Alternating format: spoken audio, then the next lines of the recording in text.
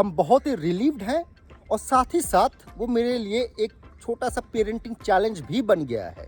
ऐसा ही अज्यूम कर लिए थे कि बाकी लोग नहीं सोशलाइज करना चाहेंगे, बाकी लोग के बच्चे they want to stay aloof.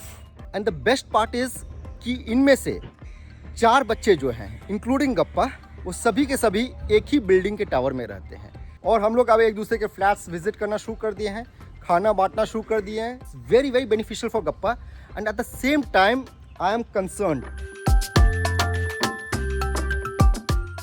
Friends, welcome back to Gappa with पप्पा।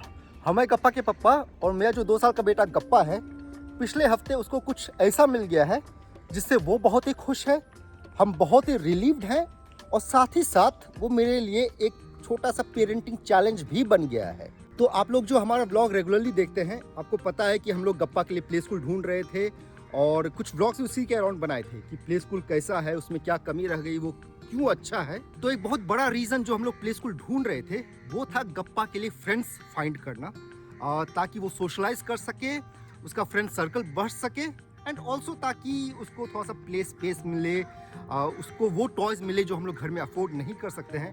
तो हुआ ये था कि जो हम लोग गांव गए थे, हम लोग अपने गांव बिहार गए थे 2 महीने के लिए and we return around a month ago. तो वहाँ पे गप्पा के बहुत सारे फ्रेंड्स बन गए थे। गांव के बच्चे जो लगभग सभी के सभी इससे बड़े थे, वो इसको खिलाते थे और इसका जो ओवरऑल डेवलपमेंट था, इसका मेंटल ग्रोथ, इसका इमोशनल ग्रोथ, फिजिकली भी सब कुछ बहुत ही शानदार था। ठीक है, तो बहुत ही बेनिफिट हुआ था इसको बाकी बच्चों के साथ प्ले करने में। लेकिन जब हम लोग 1 महीना पहले गोवा वापस लौटे तो रियलाइज हुआ कि यहाँ पे तो गप्पा के कोई फ्रेंड्स हैं ही नहीं और वो बहुत बड़ा रीजन था कि हम लोग प्ले स्कूल का जो सर्च था उसको इंटेंसिफाई कर दिए थे।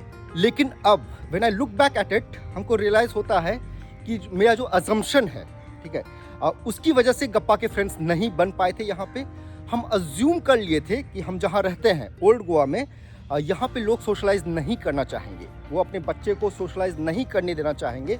हम अज्यूम कर लिए थे कि चूंकि ओल्ड गोवा में आउटसाइडर्स ज़्यादा हैं, गोवन लोग कम हैं, आउटसाइडर्स लोगों का ये गढ़ है, यहाँ पे बहुत सारे नॉन लोकल लोग, नॉन गोवन लोग रहते हैं, तो वो ज़्यादा सोशलाइज नहीं करना चाहेंगे।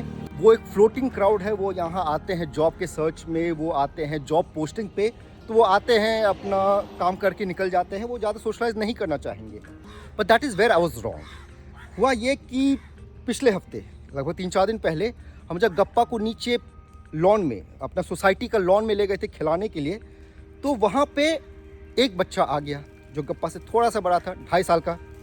वो गप्पा के साथ खेलने लग गया, उसके पेरेंट्स आए थे, तो वी इंटरेक्टेड विद देम और अचानक से हमको देख करके एक और बच्चा आ गया and by the next day there were 6 children, 6 बच्चे थे जो गप्पा के ही एज ग्रुप में थे, सब 2 से लेकर के 3.5 साल के बच्चे थे and everybody's parents wanted to socialise.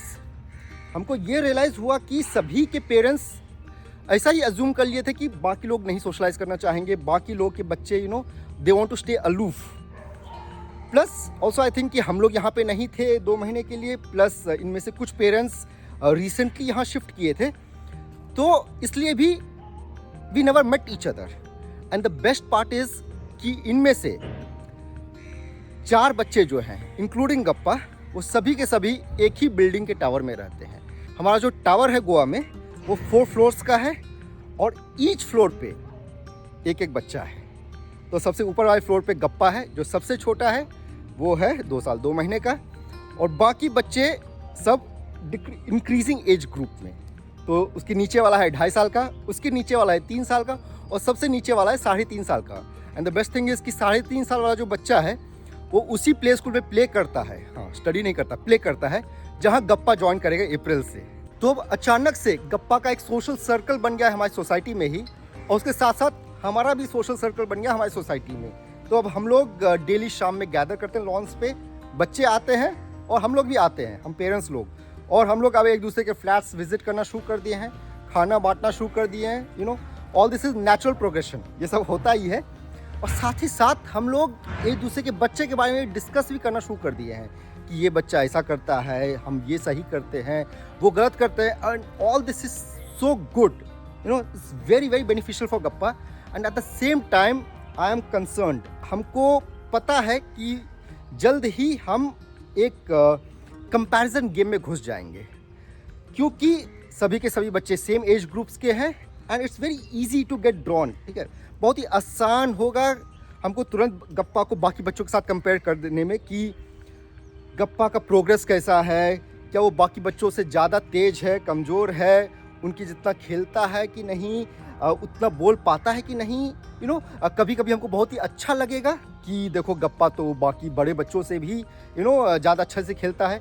कभी ख़राब लगेगा कि गप्पा का तो बोलने का स्पीड जो है वो तो अभी बहुत ही कम है, वो प्रोग्रेस अभी बहुत ज़्यादा हुआ नहीं है। तो ये होगा। And the problem as I keep mentioning is comparison is a thief of joy. जिस बच्चे को तोलना होता है, बाकी बच्चों के साथ नापना तोलना कि मेरा बच्चा ऐसा है, उसका बच्चा वैसा है, इससे खुशी मारी जाती है। ये खुशी चोरी कर लेता है, गप्पा का खुशी भी और मेरा खुशी भी। तो इसके बारे में actually I am very mindful about it.